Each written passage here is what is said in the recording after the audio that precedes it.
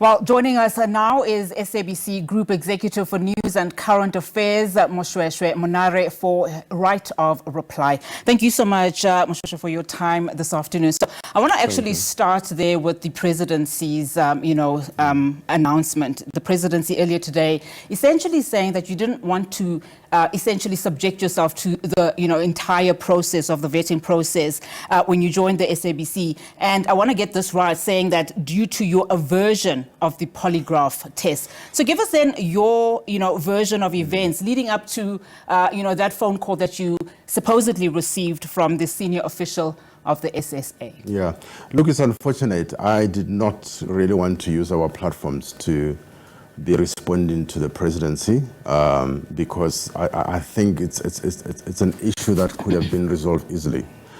Here's the truth, because I just feel what the president was saying is not true. I submitted my forms. I subjected myself to the vetting process in 2022 when I joined the SABC. I did not object to the process. But the process did not include a polygraph test. That was not made it clear that the process include that. For 2 years, no one came back to me to say my forms are incomplete or there is this information that is missing. For almost 2 years, because I'm almost 2 years into my appointment. Only on the 18th of April, I got a call from a state security agent saying, I need to talk to you about your vetting process. And I was happy thinking that it's the completion of the process after 2 years, but only to be told that you need to come in for a polygraph test. And then I was like, but I was not, my contract did not say anything about the polygraph test. And also the fact that I lead the newsroom, I lead the News and Current Affairs division of the SABC. That does not make me just any other executive. I'm the editor-in-chief, which means whatever we do in our newsroom, all the processes, or what we do, is in the context of journalism, in the context of media freedom, and therefore I did not understand why state security agents will want to conduct a polygraph test on me. And even then, I said to them, can you put it in writing, the rationale, the reasons, and who made the call?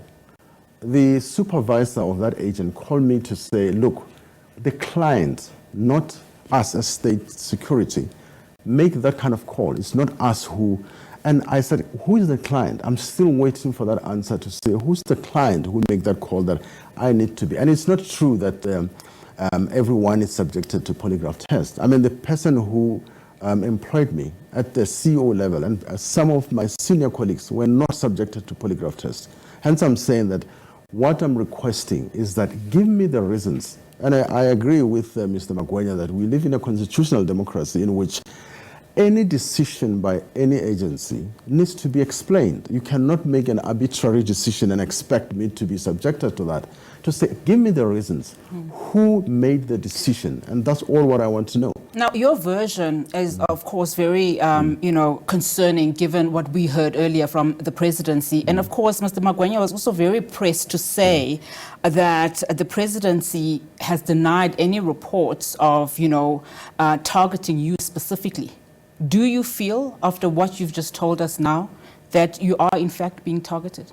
Look, I also don't want to dwell into conspiracy theories about whether being targeted or not, but we cannot. I've been in the media space for almost 27 years, so I cannot shy away from the fact that, sure, a month before elections, you want to subject the editor-in-chief. That is why the problem is that he doesn't even want to mention that actually I'm the editor-in-chief of SABC just a month before elections, but at the same time, you wait for 2 years, then the rationale, the purpose of what vetting was all about actually falls away, because my contract was saying that you're going to take the offer subject to vetting.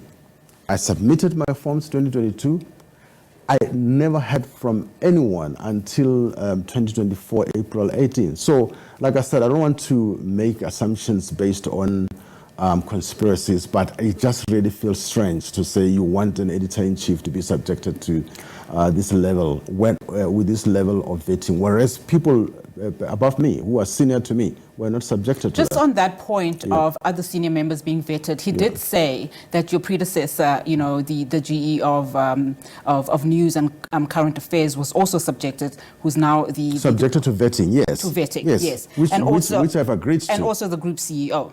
Yeah, to vetting. That's what I'm saying, that we need to separate two things. Have you been in touch with the CEO and the board essentially about this matter? I mean, how concerned is the organization about what's happening? Yeah, look, they are concerned. Obviously, they will have. That is why I'm saying it's unfortunate that because of this public statement, I had to sit here because I was dealing with it through the board chairperson and my boss, who is the GCEO, you know. So they are dealing with it internally. So that's why the reason I'm here is when I listen to the presidential spokesperson creating a wrong impression as if the process stalled then.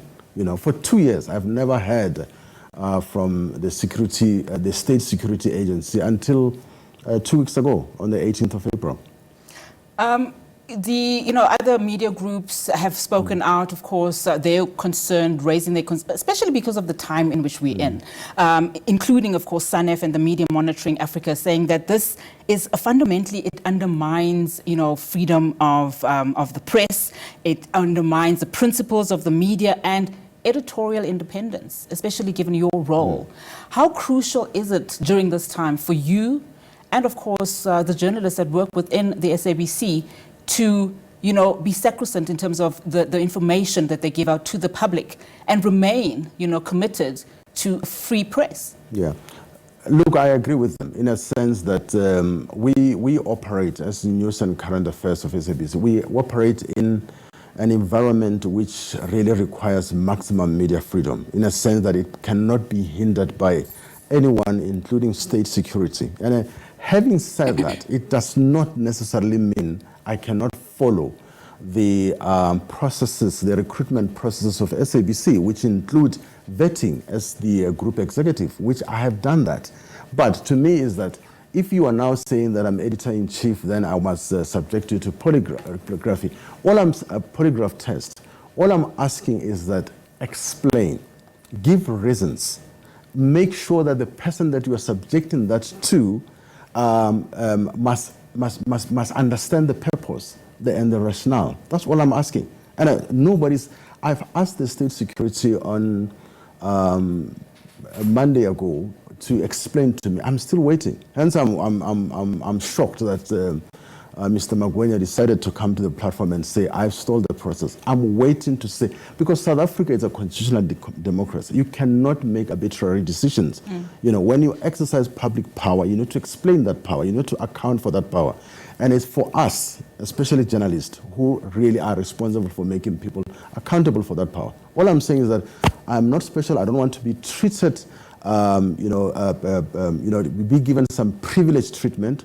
All I'm saying, explain to me, put it in writing. And that's the law. It expects anyone making decisions to make that explanation. Right, as we conclude this conversation, I want to talk very briefly about the way forward, because, you've asked these questions to the state's security, and they have not given you the crucial answer in terms of who authorized, this polygraph, and you still have not received that. The main question now is we are a few weeks to elections, crucial elections, I might add. What now? Is it business as usual for the SABC? Can it be? We've just heard now from the presidency saying that you have stalled this process, or the understanding then is that you should continue with it. There's a lot of questions in terms of what happens in the interim. Okay.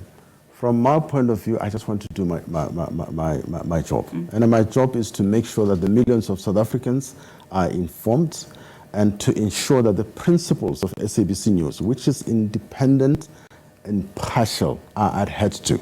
They cannot be interfered to. That's my job. The other process, which, like I said, is part of my contract, to say, subject yourself to this vetting. I never had a problem with it. I never objected to it. So I'm waiting. If they say, okay, complete the process, I'm ready to complete the process. But if you are saying that we want to add this aspect of the process, I will say, explain to me. And that's what I'm waiting. But in the meantime, expect my colleagues in the newsroom, my colleagues all over the country to cover the elections impartially, independently, without being intimidated by anyone.